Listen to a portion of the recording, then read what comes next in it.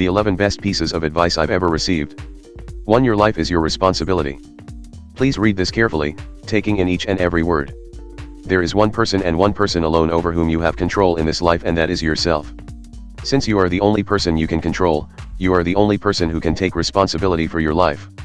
That includes your energy, your happiness, your fulfillment, your career, your choices, and more. You are responsible for you and you alone. You are not responsible for anyone else. How could you be? It is their responsibility to take care of themselves. Yes, you can and should support someone in making good choices, building a life that makes them happy, and taking care of themselves. In fact, taking responsibility for your own well-being is precisely how we are better able to be present for those around us. Just remember, support and responsibility are two extremely different approaches. You take responsibility for yourself. You support other people. Do your best not to reverse or mix up the two. Your responsibility for your life unfolds in the present moment. Not in some bygone era. Not in some future left untold. Not when you graduate. Not when you feel like it. Not when you reach a certain age or make a certain amount of money. Right now. This is not something to take lightly. It's also not something about which to fret. This is a blessing. You get to be accountable for yourself. What a tremendous gift it is to be able to shape, craft, build, mold, and create your life. It is a privilege to have this responsibility. But it's only when we recognize it's ours and ours alone that we can actually seize our power. So, take responsibility for how you show up in the world. Honor the gift of life by exercising your right to consciously choose.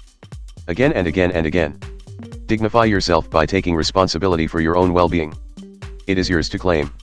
Do not burden yourself by taking on responsibilities that are not yours. Focus on being responsible for yourself first. As you own this sacred duty, you will discover parts within you that you may have forgotten were there. This is how we rediscover ourselves. This is how we're better able to show up for others. Giving to yourself is how you learn to give to others. Listen to yourself so you can better lend an ear to others. Be present with your emotions so you can better be present for the emotions of others. Put on your own metaphorical oxygen mask so you can better assist others with theirs. When you take care of numero uno, you're better equipped to take care of everything and everyone else, too. The responsibility is yours. 2. The way someone treats you is a reflection of how they feel about themselves. That cross look? Not about you. That snide comment? Not about you. That temper tantrum? Not about you. The way a person behaves indicates where they're at physically, mentally, and spiritually. Try not to take things personally. They probably have nothing to do with you. Learn to see someone's behavior through the lens of love. If they're acting out, that probably means they're in desperate need of a love tank fill up. Do not react when someone acts out. Ask her if she's okay. Inquire about what's going on in his life. Remain open and curious and compassionate. You know that's exactly what you'll want when your cup of love runs low, too. And you know it eventually will. 3. Life is all about managing expectations, most of all your own. The world will expect many things from you. And you will expect many things in return. The key is to manage its expectations of you and yours of it. Going through life trying to live up to someone else's expectations of you is how you end up disappointing both of you in the process. Conversely, trying to force the world to meet your expectations is like trying to make Niagara Falls flow backwards. It just doesn't work that way. There is another way, and it's through finding harmony between your expectations and reality. According to Manal Bossells and Rakesh Saran, authors of Engineering Happiness, a new approach for building a joyful life, there is even a formula for happiness that takes into account this harmony. The formula is as follows. Happiness equals reality minus shifting expectations. Thus, you'll be happy as long your shifting expectations are lower than reality. When you feel your energy or happiness slipping, focus on softening your expectations a bit. You'll be better off not just in the moment but in the long run, too. 4. When you know better, do better. Do the best you can until you know better. Then when you know better, do better. Frequently cited by Oprah as some of the best advice she's ever received, this quote serves as a reminder of a simple truth. We're all figuring out this thing called life as we grow through it. We're all doing the best we can based on the information and resources we have at our disposal. But some things are simply better learned through experience. Do your best. Don't be afraid to make mistakes. You will do better when you know how. And you often only find out when you get there. 5. Your word is your bond. In the second film installment of Harry Potter and the Deathly Hallows, Dumbledore imparts some wisdom to Harry, saying, "Words are, in my not so humble opinion, our most inexhaustible source of magic, capable of both inflicting injury and remedying it." J.K. Rowling penned those words.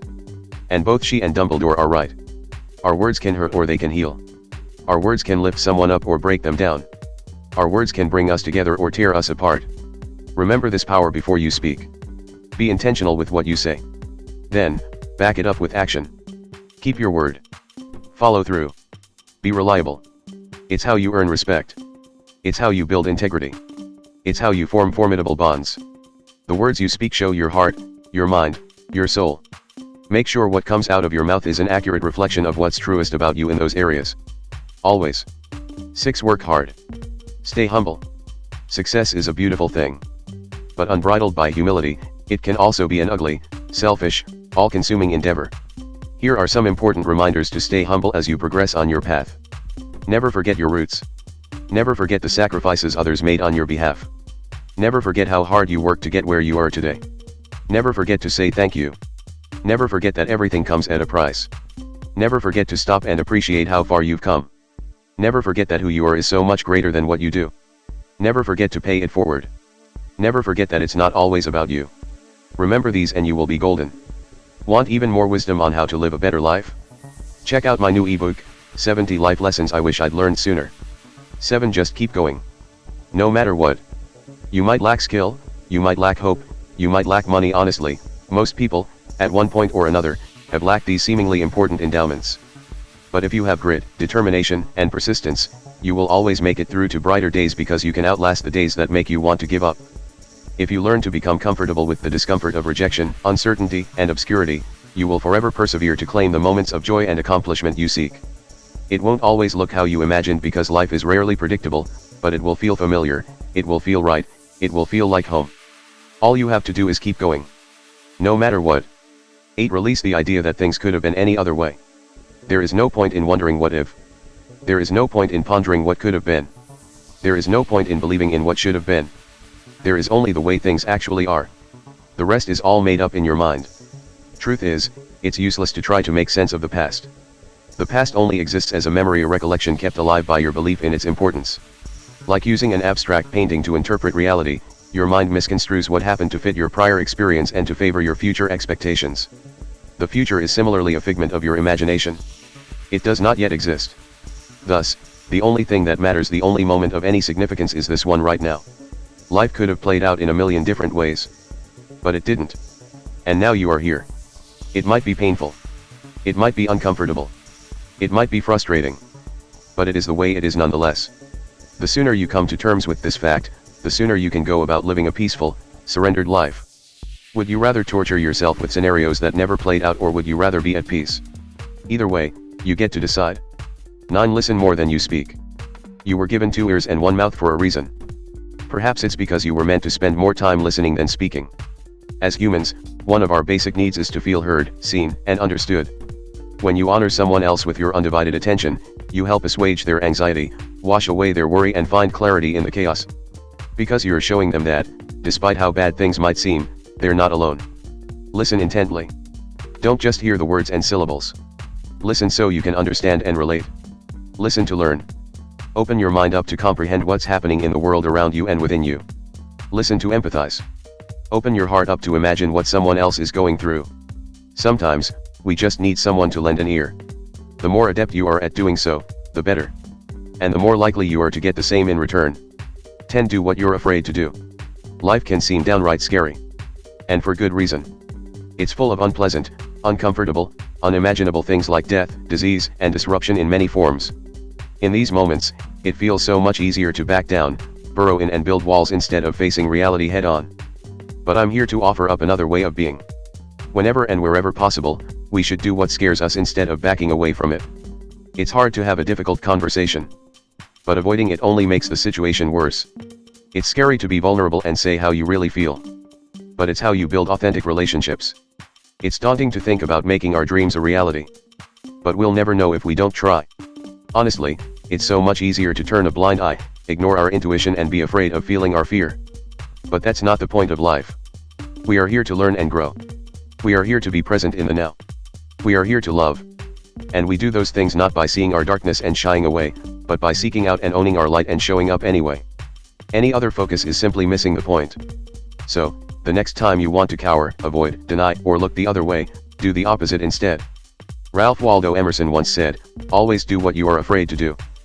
Paradoxically, the more we face what we perceive to be scary, the less scary it becomes because we learn that the fear was only ever in our minds. All we had to do was just feel it. This is how we live lives that are fulfilling. We choose to feel our fear instead of fearing it. And then we live to find out what's on the other side. 11. Be kind. Always. You never know what someone else is going through. Be gentle. Have compassion. Default to empathy. If you can't find any love in a situation, it's a signal to be the love the situation desperately needs. As humans, kindness is a nutrient for the heart. Love is the purest expression of this kindness. When all else fails, sprinkle a little love on it. You just might be surprised at how well it heals what appears broken. Especially when it's turned inward.